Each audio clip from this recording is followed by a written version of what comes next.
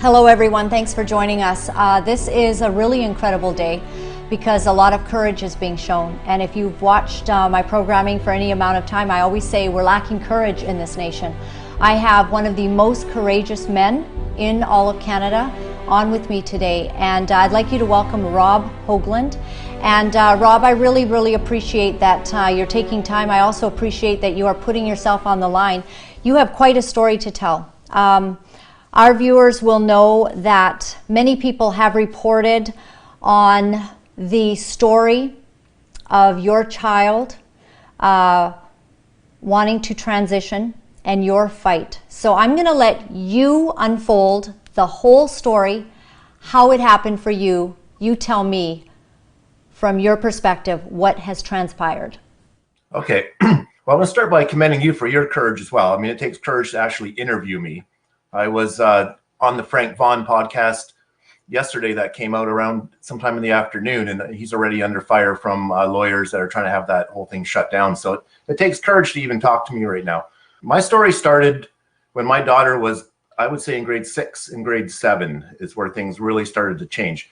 In grade 6, she was kind of identifying as a tomboy, hanging out with the boys, getting into a bunch of trouble, and so I referred her to the school counselor in her elementary school.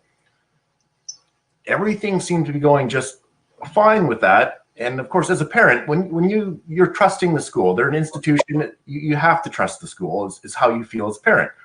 And I did. I trusted the school system and the school counselors that they were getting things done with my daughter that were of her best interest, so to speak.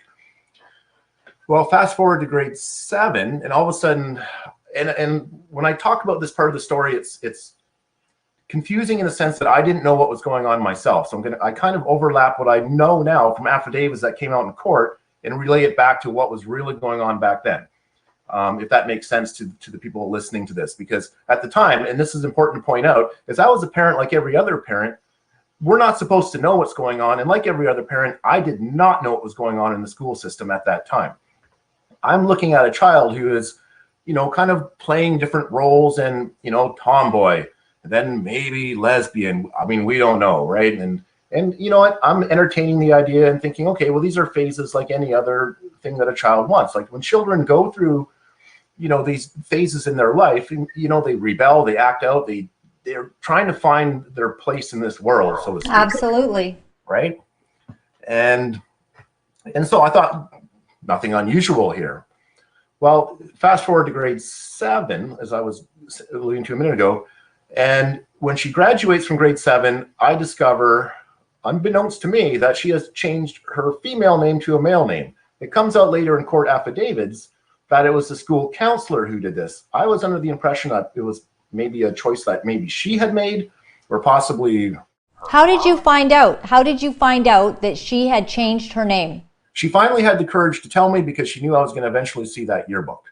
And so, but she didn't tell me how it had happened. She just kind of said, oh, by the way, Dad, I'm going by this name. And I remember phoning the school up, the principal of this elementary school, and saying, how dare you, post a different name? You don't even tell me that this is going on. And I guess in a way that was the first time I kind of felt like unbelievable. They're kind of leaving the parents right out of this stuff. But again, I didn't know whether I blamed the school because they were the ones that published the yearbook, but I didn't blame the school at that time for being the push behind that change of name. I didn't know at the time. Like I said, I come to find out later, it was the school counselors that had done this. Quite the betrayal, Rob. When we're all taught to respect authority, and we think that we're sending our child to a safe place at school, and you have found out that that is not true. Absolutely not true. No, yeah, it's a misconception, and that's one of the things that I try and drive home is that parents don't know what's going on, but it's not their fault. They're not supposed to know what's going on, and that's a big lesson that I've learned, and I hope people will become educated in this area and understand that, so that they can kind of understand how they can navigate through different things with their children in the school system, and just realize, yeah, you might want to find an independent counselor. You don't want to use the school because the school is following a new protocol under SOGI 123 that is pretty much promoting, pushing, pulling I call it brainwashing your children into a certain ideology, and these kids are buying into it. It's kind of a cool thing right now.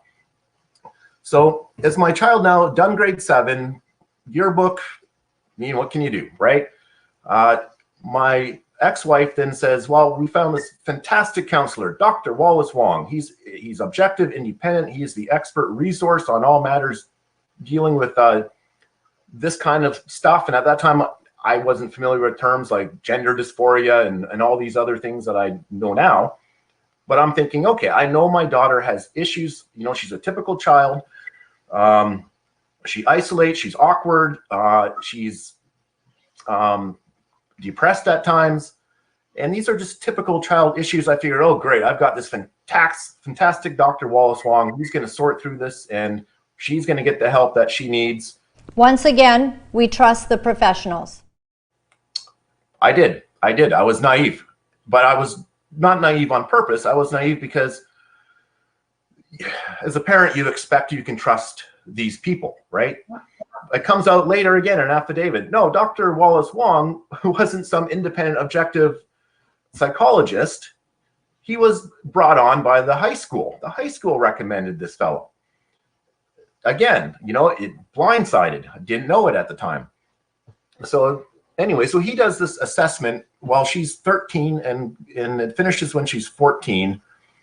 And I actually end up meeting up with him at one point, and I'm explaining to him, I said, no, I've known my child. I love my child. I've had my child since birth. I see her every day. This is not, this gender, this transition thing that you're talking about is crazy, because he was kind of assessing and I was kind of saying, well, of course this isn't what's going on. I said, please, she suffers from certain other mental health issues, but this is not it. This is not the solution. And I assume that he, in his assessment, would come out at the end of it all and say, yes, Rob, you were right, and she's going to get the help that she needs. Instead, what happens is he comes out at the end with his assessment and says, she is a prime candidate for cross-sex hormones, and refers her to BC Children's Hospital. And the more bizarre part is my daughter, on a couple of occasions, had crushes on male teachers, which is typical with students. I've known kids when I went to elementary and high school that kind of developed a crush with their teacher. And this was a male teacher. He decides that, well, okay, yeah, how am I going to explain that one away? Well, no, your daughter is a boy, but a gay boy, and that explains it all away. Like, absolute insanity, lunacy part of these people. So to understand, your daughter actually kind of had who hasn't had a crush on their teacher, kind of admired him. And he's a male teacher. She's a girl. This all is part of growing up. That's exactly it. And it tells me that she's attracted to males. Wow. Right? But of course, Dr. Wong explains it away because he's got to find some kind of magical bullet. Well, he has all the credentials, apparently. We don't know. But anyways, so again, stuff I find out later in affidavits that this Dr. Wallace Wong is associated again with the school system. But again, I'm frustrated with the whole thing, but I'm kind of saying, okay, maybe this is going to help my daughter, just to let her, kind of engage and play the role. And of course the school decided they would accommodate her. She was going to go by this new name in the high school, and special bathroom privileges and all the other stuff they do in the schools to accommodate someone who thinks that they're not what they are and they're the other sex. So in my case, obviously a girl to a boy. Moving forward, this appointment happens at BC Children's Hospital in August of 2018. And so I did not go. My ex-wife took my daughter there, and I get a call from my ex-wife, and within about 2 hours of this appointment, apparently they were going to start pumping her full of testosterone and cross-sex hormones and Lupron and everything else. And I said to my ex-wife, I said, absolutely no way is this happening. And so she was able to actually stop this. So to clarify, Rob, could I just ask, that was the very first time that your daughter had gone to a doctor? Yes. Dr. Brendan Hirsch. Dr. Brendan Hirsch.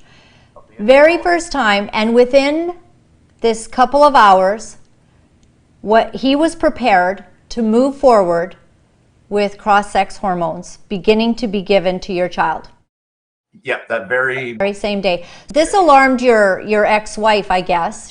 So she called you. She did. Like, even at that time, she wasn't, I mean, she was concerned about this stuff. So she had, you know, the good sense to give me a call. Then I end up with this consent form that both my ex and my child had signed, but to have a look at, because I guess the team at BC Children's Hospital thought, well, we're going to get this guy on board. We will delay it because we want to, you know, work together with the whole family, so to speak. So I'm reading through this form, and it's saying that there is an elevated risk of heart disease, heart attacks, all these different types of cancers. It stunts your growth in its spot, so your body does not go through puberty, which means, you know, your bone density stays where it is at that from the point you start taking these things. On top of that, it says you're going to be sterile. I mean, isn't that alarming enough? And then it goes on to list other things, such as we don't even know what the risk factors are. It's an experiment. Right. And then it also was at least brave enough to say, this will not actually change you biologically from a female to a male. We cannot do that. There is no science out there, and it says this in the consent form, that will change your DNA or your chromosomes. So it's really just a myth. But what do kids do? They you know, they're going to be attracted to what they want to hear, right? Which is, you're going to get all these fantastic things, because it goes on to say your voice will be lowered. You're going to grow facial hair. And I'm talking about daughter or girl to boy, of course. And it tells you that your hairline is going to recede like a male. Or she's going to have hair that looks like mine. She'll never be able to grow it long again, like your hair is. Your genitalia, if you're a boy going to become a girl, your genital just stops growing at that point. You're always going to have this tiny little penis. And with girls, your clitoris expands a bit, so it looks like you have a tiny little penis. But they're both, nothing functions. It doesn't work anymore. It just. Well, you know, one of the school books that they have for kindergartners is I Am Jazz, and Jazz Jennings is a true life story. And on his reality series, it shows that when they went to the doctor said that he didn't have enough genitalia to actually do a proper, you know, or it's still all, you know, experimental, but to do the operation to make a vagina, because the hormones that Jazz Jennings had been on had so stunted the growth of his penis, you know, and parts. And so I hear what you're saying, Rob. Like, this is an experimental disaster from start to finish. And the doctor on that reality series to Jazz Jennings and his parents said that this is experimental. And they were upset about that. Yeah, it's 100% experimental. And you're taking kids, you know, who are vulnerable, and, you know, and they're thinking that, that somehow, they're not thinking ahead. They're making decisions based on feelings. That's what children do. They don't make decisions based on playing the tape forward and thinking down the road. Like, kids aren't thinking at that age about having families, having children. Over the course of the next 3 or 4 months, I'm being harassed by a social worker from the clinic, Robin Lilani, who keeps trying to think that if I come down, they'll somehow explain this to me, and as a good father, I'm going to come on board with all this nonsense. And I refuse. And then finally, in December of 2018, I get a certified letter from BC Children's Hospital from Dr. Brendan Hirsch and his team, telling me that under the Infants Act of British Columbia, I no longer have say in my daughter's medical care, anything. I have no access to her records, and that essentially the state is now taking over the medical care of my daughter. And I can just butt out, but I have 2 weeks, if I disagree, to file in court. And I did. I went into provincial court and filed a notice of motion that December, and that's kind of what got the ball rolling in the court system. That must have taken a lot of guts, Rob. You must have felt that you were up against the giant at that point. Honestly, I didn't. This is maybe my ignorance in this, to be honest. I know it now, but at the time I thought this is just such common sense that this is wrong, that I thought this is going to get thrown out in about 5 minutes. That's honestly what I thought at the time, believe it or not. It wasn't until I got involved in this I realized what a juggernaut I was up against, but at the time, absolutely not. And luckily, I came across Angelina Ireland, who was connected with Jen Smith, and I gave them that letter from Children's Hospital. And then Jen Smith ended up writing a story in the Post Millennial. And the next thing you know, I've got the National Post involved. And after my second court date in provincial court, which is when they actually, provincial court did what's good for me. They gave me 2 injunctions in a row to get this into the Supreme Court. And the National Post ran a front page story in the middle of January of 2019. And at that time, lawyers for my child and my ex-wife had wanted to go public with names and everything else, because they were used to putting these kids on a pedestal and slamming fathers like me and saying they're just not inclusive, they don't get it, and it's worked. I was actually the one that was able to keep the names out of the paper, but the story obviously was in the paper. And the feedback from that story was all in my favor. People were outraged. And from that point on, in the Supreme Court and everywhere else, there was this big freedom of speech debate, because they kept trying to gag me, and I'll get into that, because obviously we end up in the Supreme Court, and we're before Justice Bowden. We bring a petition forward, but we're undermined by Barbara Finley, who is now the sex activist lawyer representing my daughter illegally, because in my in my written agreement with my ex-wife, we also share parenting in terms of legal representation. Children don't sue their own parents. Right, and I have a clip that I want to show everybody of exactly who Barbara Finley is. So we'll go to that. So I'm a fat, old, white, cisgender, lesbian lawyer with disabilities. And all of those things about me are important to my work and my place in the world. The petition that I brought in with, and at that time I had also gotten a lawyer, now Herb Dunton, who I think people are familiar with. His name's been out there for a while. And our petition never even included my daughter as part of the group we were filing against. We went after the school system, Delta. We went after the Ministry of Education, the Ministry of Health, Fraser Health, BC Children's Hospital, Dr. Wallace Wong, Dr. Brendan Hirsch. I mean, anyone that breathed any of this nonsense down my daughter's throat, I was going after. I mean, we were up against about 50 plus lawyers at one point through this case, and still am, because the case is still ongoing in some respects. So we're in front of Bowden, and it's brought under an application where my daughter is suing me, and funny enough, suing my ex-wife. And what people need to understand is that, actually, I'll get into it in a minute, because I think there's, just to clear up the confusion of the fact that this was a state matter. It wasn't because there was a custody issue between me and my ex-wife. And I often have to clear that up, because people say, well, maybe the father didn't have, the 50-50 joint custody to make a call in this case. And the mom had the child all the time, and that's why the dad's not. Absolutely false, not true. I had equal say, joint custody, had my daughter as often as my ex-wife. There's nothing there. So anyway, so Justice Bowden, instead of, he decides he's just going to make a ruling. And what he does is he says he's going to decide what's in the best interest of my child. And so he comes out and says, your child can change her name, doesn't need any parental consent on that. Your child can change her vital statistics in a registry. Your child can go ahead with cross-sex hormones. In fact, start right away.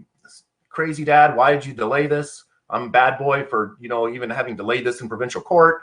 And then on top of that, they say I have to use only the pronouns that she wants. I have to affirm, cheerlead, and if I refuse any of these things, it's now criminal violence, which is usually set aside for parents that beat the crap out of their kids. But apparently, calling a she now is equal to beating the crap out of your own kid. I don't get that.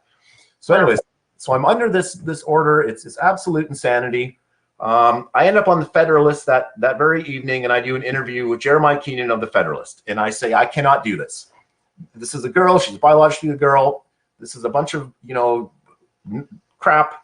And I'm going to continue to not live in it, because they're creating a delusion now. And I said, I'm not going to live in this delusion. What happens is that Barbara Finley and friends decide they're going to take me in front of another judge, Justice Mazzari, and she in turn weaponizes the Bowden ruling. And I end up with this protection order that says, if I don't do this stuff, I will be thrown in jail without warrant. My only recourse is that I can talk to my 2 lawyers about this, but nobody else. If I were to sit down and have a cup of coffee with you in a coffee shop, and I talked, said, my daughter and you reported me, I would be hucked in jail. And moreover, I'm stuck with my own thoughts. That's the only thing I have left, because the judge said we can't police your thoughts. So, and in fact, they did find me guilty of family violence, and Justice Mazzari actually was almost pleading with the lawyers for my daughter, you know, I'll throw him in jail. I'll throw him in jail. Like, can I do it for? And actually, there was some common sense on their side, because obviously they didn't want to make a martyr out of me. And the lawyers on the other side said, well, we weren't asking for that. So I haven't been in jail yet. Right. But actually today, what orders still stand? I mean, you are basically saying this far and no further. Just imagine being a father and you've got a perfectly healthy daughter, nothing wrong with her. And you're told as a father, you can't do anything but cheerlead from the sideline, affirm all this nonsense as you're watching a perfectly healthy body being destroyed. And it's like the worst thing, because it was so preventable. It's a nightmare, Rob. Any parent listening to this right now, it's a nightmare. You have lived through our worst, scenario of any parent. Yeah, and and I've been asked, how do you handle this? And my simple answer is, what I'm going through is nothing compared to what these kids, my daughter, are going to be going through when they wake up. I liken it to, it's sort of like saying, okay, I have this is what the schools are doing. This is what these psychologists are doing. And people ask me, what is their agenda? I don't know. I can speculate on that. But the reality of it is that what they're telling these kids is, you don't have to be that sad little girl. You're not happy with that. Well, you can become like an avatar in a video game. And you know how kids, especially these role-playing games, they'll sit there and they'll create their whole image to what they want to be when they're in the video game. They'll pick body type and hairstyle and all. And they're saying to kids, we can do that with you in real. You don't have to be the person you don't want to be. We're going to make you into something else. And so they create this delusion. And these kids, they feel great. I'm suddenly a boy. I'm not that girl anymore. I'm a whole new person. This is me. This is my new identity. But that bubble is going to burst, and it always does, right? And these kids now still have the same issues they had before they were given this completely outrageous line of treatment. And now they have to, on top of that, deal with the fact that they're in this body that is not functioning sexually anymore. They're never going to have a family. I'll never have grandkids from my daughter, thanks to these doctors. And I mean, I can't imagine how they're going to cope, so I look at my role in this and I say, if I can't handle this, how am I going to expect my daughter to moving forward to be able to handle what she's going to be going through? But I can't even imagine. It's going to be so much worse than what I'm going through. You mentioned Jen Smith, and as a trans-identified man, he talks about how, kids go through things, and goth kids and punk rockers, the rebellious years of a teenager are spent on doing some kind of radical things. Maybe you color your hair in a way that, aggravates your parents. But this has brought it to a whole new level. And I get what you're saying. The state is participating now in the rebellion in some respects, or the fun, or the experimentation of a teenager, leading to lifelong ramifications, being party to it against a parent's wishes, participating in union with a child against parents. And now, who's going to be responsible for this one day, I ask you, Yeah, this is,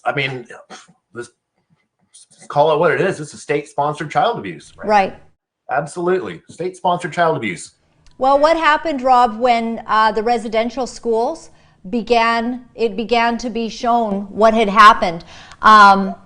Large payouts are coming. Large payouts, and doctors are going to be held. I'm glad you're naming doctors, because they should be aware that all the children that they are doing this to, because we well know that kids and people who transition can change their mind.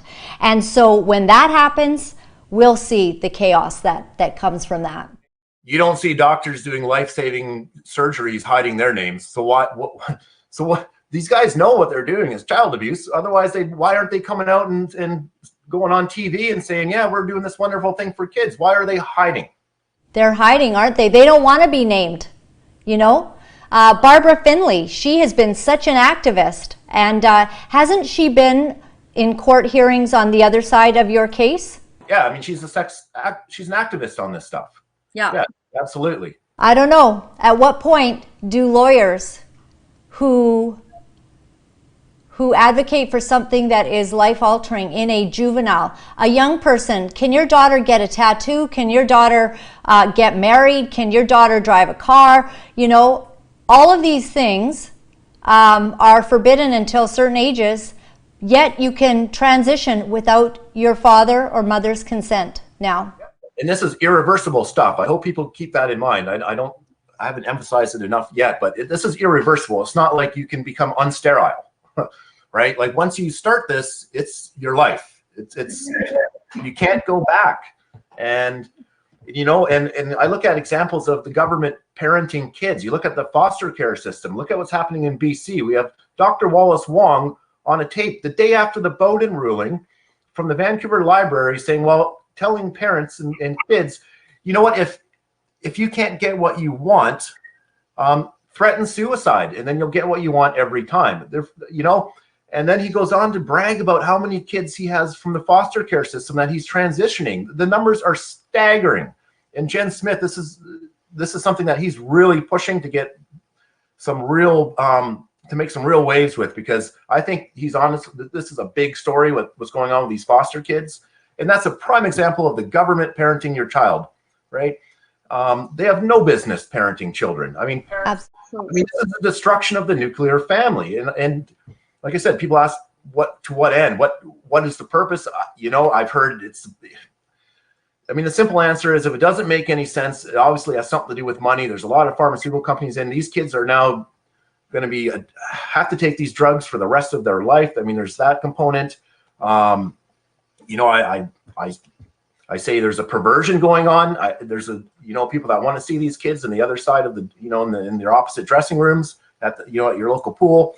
Yeah. I mean, and of course I'm speculating. Well, that's the next thing coming down, isn't it? The dark side of pedophilia, trying to be normalized, minor sex attracted, turning it around to like it should be taken, out of the books of psychiatric diagnosis.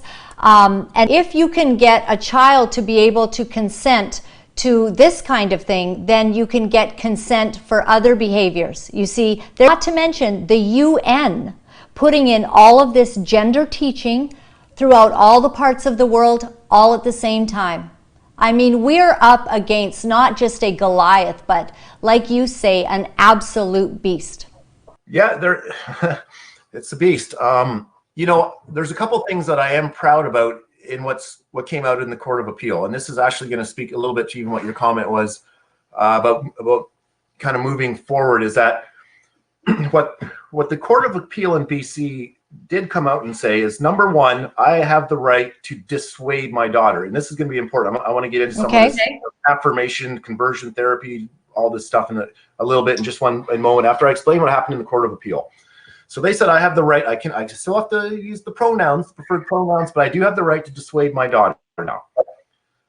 It also said that what's in the best interest of the child is strictly on the shoulder of the doctor, and that's key. That is huge. And this is where I'm going to get into some of this affirmation stuff, because what they've been doing is they've been hiding behind the fact that a child, even though they've been coached and pulled along through the school system, and it's not really them saying it, but the minute the child does say it, they can say, well, the child said this, so now we have to affirm this. But really what they're doing is that's conversion therapy. Right? They're supporting the conversion of a child from their natal sex to another one. By sticking with their original sex, you're actually affirming the child. So it's a bunch of nonsense in the language that the left has gotten out there to mess everything up. I talk to so many people that are like, oh, I'm so glad conversion therapy is being banned, until I explain what conversion therapy is, and they go, oh my goodness, we didn't know that. Here's a whole system cooperating behind your back, the schools, the social workers, the judges, the lawyers, everybody cooperating behind a parent's back, basically, or in spite of a parent, to allow a teenage, fancy, sort of a dream, a teenage sort of experiment, and allowing them to convert and transition into something else. And yet they don't, when a conversion therapy ban comes in, this is the danger, is a beautiful, beautiful child like yours who's struggling. Maybe she needed the right person to talk to, not her parents, not this crazy doctor who's, got only an agenda to transition her, but someone else to talk about what's going on. Why are you feeling this way? To work her through it, to explain the ramifications fully. And if a conversion therapy ban goes through across the nation, nobody will dare, because they won't want the $10,000 fine, they won't want to lose their credentials, and they will not want to go to jail because they tried to help a teenager. You're absolutely right, Rob. There's no words for it, right? I mean, it's a shame. But I am proud of that coming out of the Court of Appeal, and doctors are on notice now that you have to do what's in the best interest of the child. You can't hide behind the minor anymore. That's a real victory, Rob. Yeah, it is. And because I know there's so many doctors across North America and in Europe probably too, and everywhere else, that are losing their jobs by standing up and doing the right thing and being just thrown over the coals for doing it. And it's, and I hope this helps doctors realize, no, my butt is actually on the line if I don't do what's in the real best interest of the child now, and gives them courage, the good doctors. This isn't going to stop, the doctors that have an agenda, I don't think. And we'll see how this works in practice as opposed to in theory. But that is what the PC Court of Appeal did come out and say. So moving forward, obviously, and you alluded to this, and so I'm getting back to this now, is that, who's going to be there for my daughter going forward? Well, it's going to be me. The hospital is not going to be there, right?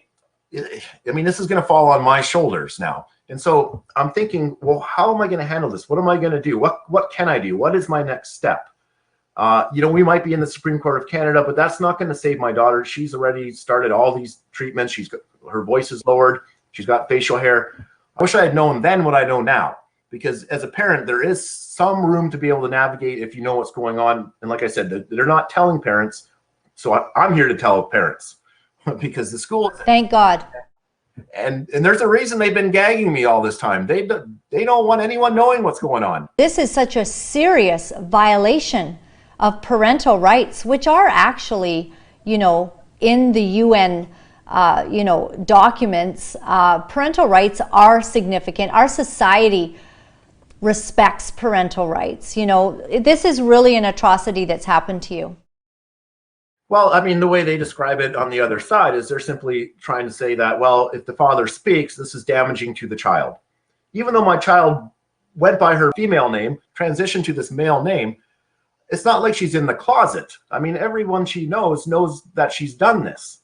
And yet they're trying to, this is their argument, is that, well, the father can't talk because, somehow this is, the rights of the child are now more important than my freedom of speech rights. And right. So they believe they're protecting the child. It's a bunch of nonsense. I mean, what they're doing is they just don't want me to talk about it because because nobody's supposed to know about this stuff, and now I do. And like you say, it is causing an uprising because anyone who hears about your story, I mean, we've had protests down at the Vancouver Art Gallery on your behalf, yeah. Right? You weren't even allowed to attend, but we had protests standing up for you. Yeah, and my understanding is there's going to be another protest. I believe it's May 2. May 2nd. Yeah, May 2nd coming up in Victoria in front of the Parliament buildings there on the same issue again. So people are, people are waking up. And thank goodness, I often say, well, it's one thing to have all the activists talking about it, but the public, I think, needs to see, because they're not seeing parents stand up. And I think that's where this is important, is because parents are typically saying, well, it must not be a big problem. I mean, yeah, sure, the left and the right, they're always fighting. But I think when they see a parent stand up, and I hope more do, they'll realize, oh, there is a problem here, because we're seeing now reaction out of the people that are actually affected, not just people bantering on both sides. So I hope parents do stand up, and if you go back 10 years, I can guarantee you, if you have a child in the public school system, they didn't know anybody that was transitioning. I guarantee you, if you ask your child now, they probably know 10 kids that are doing this. It's a social contagion now. It's exploding. And worldwide, it's 4,500% increase in gender clinic referrals worldwide. I'm wondering, Rob, when you were in court, did anybody let the court or the judges know that 82 to 92% of kids who struggle with gender dysphoria will desist from those feelings after puberty, and that it is wise to just give this some time? Did anybody bring that up? It was brought up all the time. Wow. We know the stats. In fact, the numbers actually are as high as 98%. Yeah, no, it was like it fell on deaf ears. It's the most bizarre thing, because it's like I said, when I started this out in provincial court, to me it was just common sense, 5 minutes, done. But I don't know, this determination to mutilate children for whatever agenda has gotten such a foothold that it's like, it's funny because through this court case, there's times where I thought maybe I'm nuts. I mean, when you hang around with loonies and nut jobs, you start to go a little bit nuts yourself. And I keep having to pull back and say, no, these guys are actually really nuts. I'm the normal sane person. It is.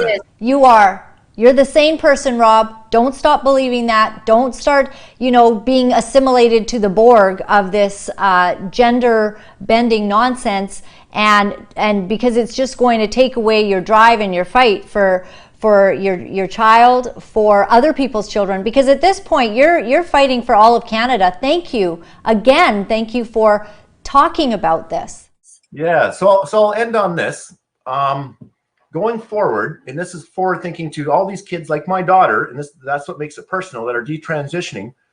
With Angelina Ireland and Jen Smith and myself, we've set up something called the Canis Foundation. And what the Canis Foundation is set up to do is, we're not there really as an activist group. We're more there as a resource group. And so we're looking to parents to educate them. They're the voting bloc right now. They need a place to go. There's enough places for the other side to go. I could Google in 2 seconds and come up with a complete long list of all these people that I can go see to help me deal with my grief of my transitioning child. But there's not a lot of places that are doing what we're going to be doing, which is actually telling parents, being a place where they can kind of come to, and we can be a resource and educate them and say, you're doing the right thing. We can set you up with lawyers and other resources, people you can talk to. And we're also looking ahead, and this is where it's more personal, to all these kids that are detransitioning. And they're gonna come on en masse at some point down the road. Give it 5-10 years. I agree. Lawsuits are gonna be through the roof. And we want to be there as a resource, and that's why I've got with Angelina and Jen. And Jen's a great educator on what's going on in the schools with SOGI 123. His voice needs to be heard. He does, and he talks about the foster care system as well. Yes, he does, and that's his big thing with what Dr. Wallace Wong was saying. He's got all these clients that come out of the foster care system, and the numbers are staggering. He's got about 1,000 foster care children that he's transitioning. That's what he comes out and says in that interview in the library. And when you start putting the numbers together, it's astonishing when you even take the percentage. If you take every foster care kid, and Dr. Wallace Wong does not have, every foster care kid under his control with the Ministry of Children and Family. But even if you were to pretend that number is reflective of the entire amount of children, it's like 7 or 8% of the foster care population is being transitioned. It's staggering, and I'm so glad that Jen just keeps beating that drum. I appreciate Jen Smith very much as well. I did some great interviews with him in the past, and he's an amazing voice because he understands those feelings of gender dysphoria. One of the amazing things he says is that he's so glad that he didn't have the kinds of activist doctors and activist teachers, because he probably wouldn't have his private parts, anymore, because He was very gender dysphoric, and he is so glad now as a 54-year-old or, you know, whatever he is now guy, that even though he's still trans-identified, he has his parts, because changing your whole being and your chemicals and your body is much worse. Like you're saying, there's a lot of ramifications, and we know that they just had the first detransitioning conference of the people that are going, man, this didn't work for me. I mean, what if that happens for your girl? Yeah, you know, and that's what I'm preparing for. An incredible journey that you have been through. You know, at the rally that we did for you, I'd like to put up a clip of what Paul Dirks said, and he was speaking on behalf of another doctor who actually wrote a statement on your behalf and on the behalf of this this issue. So I'd like to go to that. I'm reading out a message from a friend, an endocrinologist by the name of Dr. William Malone. This is his statement that he prepared for this rally. An endocrinologist, listen to him, who has some background on these things. He says, "My name is William Malone. I'm an endocrinologist in practice now for 11 years. I trained at some of the top universities in the United States with some of the world's best endocrinologists. And based on my years of training and years of medical practice, I want to validate something that you already know. And that is, you're right. You're right that we are in the midst of an enormous medical scandal. You're right that vulnerable children are being harmed with experimental medical procedures that have no scientific basis. You're right to be concerned about affirmation therapy. It confuses children and increases the chance that they will choose life-altering hormones and surgery to treat their gender dysphoria. These treatments do not improve the long-term psychological health of people. You're right to be concerned that underlying causes of adolescent onset gender dysphoria are not being investigated. You're right that adolescent girls who have a history of childhood trauma may present with gender dysphoria to avoid sexualization at puberty. You're right that adolescent girls who have autism spectrum conditions may be confused about what it means to be a boy or a girl and present with gender dysphoria. You're right that gender non-conforming children may get confused into thinking that they're the opposite sex. None of these children need hormones or surgery. They need compassion.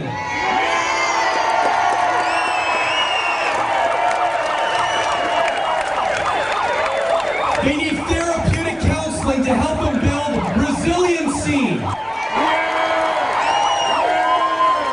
And to help them build self-acceptance. You're right to suspect that only maladapted or misinformed mental health professionals would recommend affirmation, hormones, and surgery for such children. You're right to be outraged that judges, courts, and governments are defying logic and medical evidence and preventing parents from seeking proper treatment for their children and controlling speech. There are many like me in the medical field who are alarmed at what's occurring. You are not alone. You're on the right path. Continue speaking up. Continue spreading the word.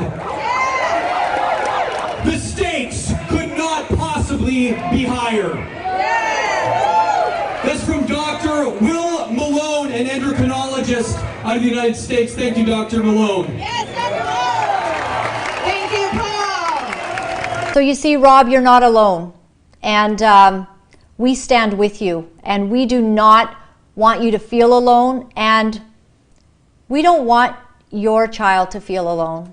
And we're all taken back by this, but I appreciate that sometimes there has to be a forerunner who's willing to fight. And you're that guy, Rob. Like, you know, we called you Clark Kent for a while, right? Because we think you're like Superman. Mm-hmm. Yes. And we appreciate it. Back with the National Post when this first began. Yeah. Yeah, Clark Kent, because it takes a lot to stand for this. Would you say basically you've lost? You've lost at every turn to try to make this better. You've lost. Yeah, I wouldn't say we've completely lost. I mean, I did bring up that one thing that I'm pretty proud of that came out of the Court of Appeal. These doctors are now accountable, but you know, in a personal sense, yeah, I guess you could say that I lost because I wasn't able to prevent my daughter from receiving cross-sex hormones, and her life is irreversibly changed forever. Yes, I mean, and that's something that I have to accept, I guess. You know, we don't have to accept what they've done. I just have to accept the reality that it has been done, and now where do we move forward? And that's, I guess, where the Canis Foundation is my interest in helping to set that up is. And at this point, you know, I just hope other parents don't have to go through this, and there's two ways they don't. One way is to start standing up, speaking up, and let's get some people elected that are going to do something about it.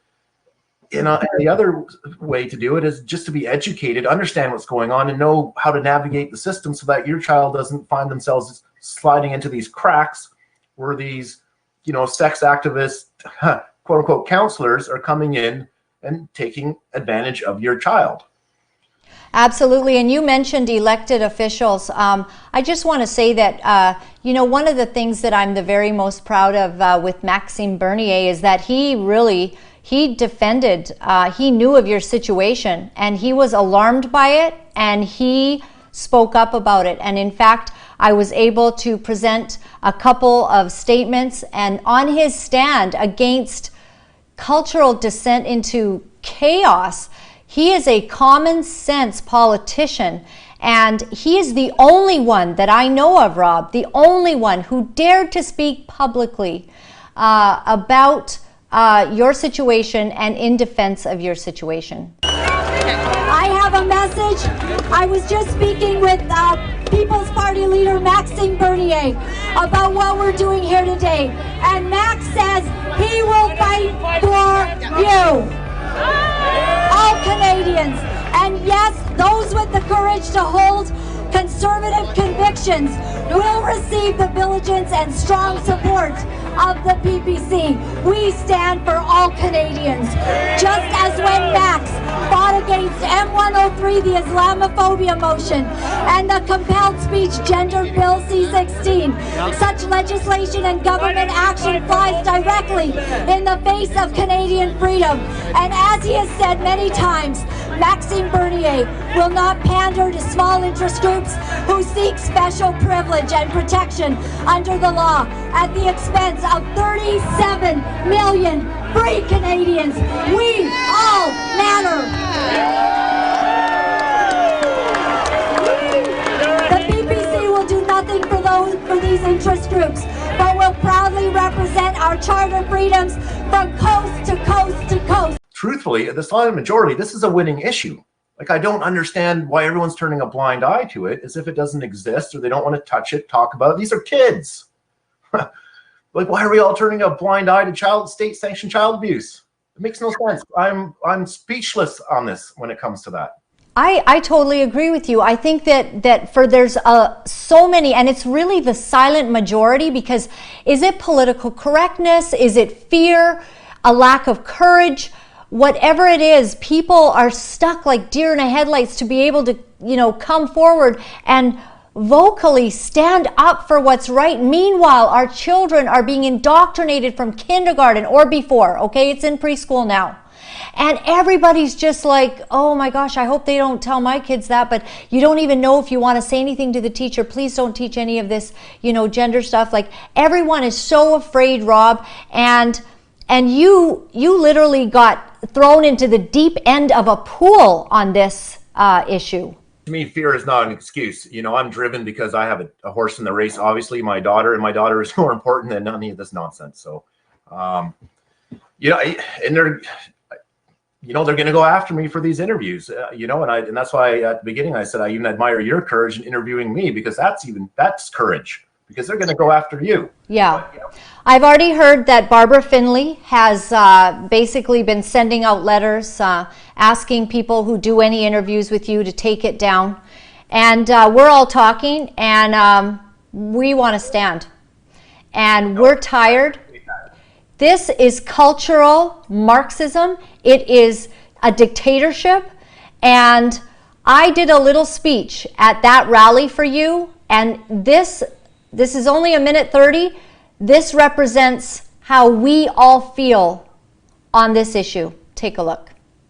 In the Bible, there were 3 Hebrew boys. Their names were Shadrach, Meshach, and Abednego. And there had been an idol set up in the land. And they were told to bow or face the furnace. And they said, Your Majesty, we know that God can rescue us from this furnace. But even if He does not, we will not bow. And so we choose today. Oh, Canada, we stand on guard for you. And we will not bow. And if it means going to jail, I don't care. I've done prison ministry. I like the women in jail. We had good Bible studies. I will come out with a better education. Hopefully I'll be a lawyer, and then after that, I will use all of my skill to stand for the freedom that Canada is all about. I urge you to stand. I urge you to fight. I urge you to speak. And I also urge you to love those who feel differently than you do. We are called to love, but we are called to stand. And stand with me as we say, we will not bow.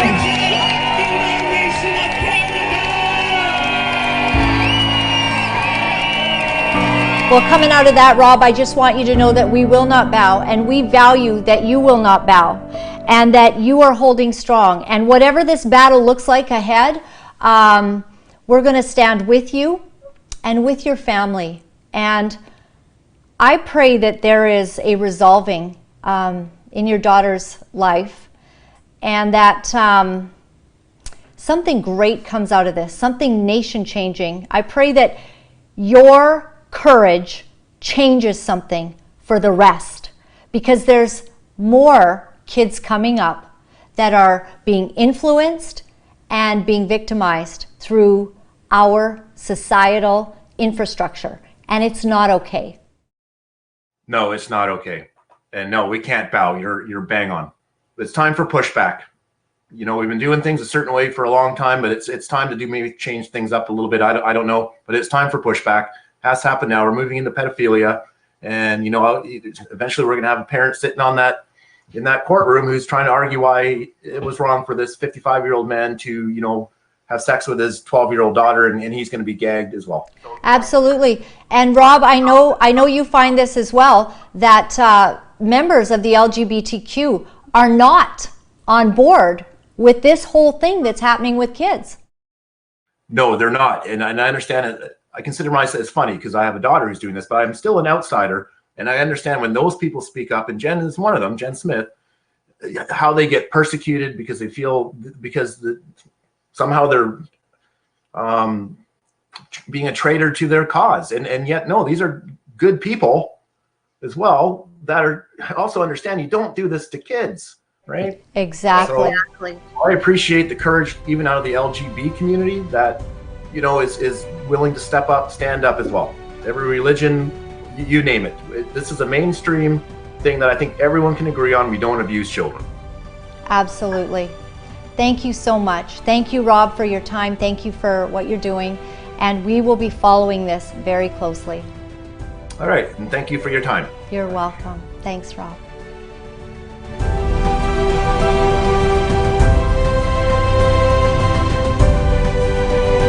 If you like the content that you see here today, would you consider supporting it? It's 100% viewer supported.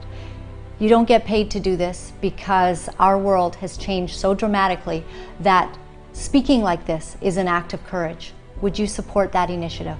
Thank you.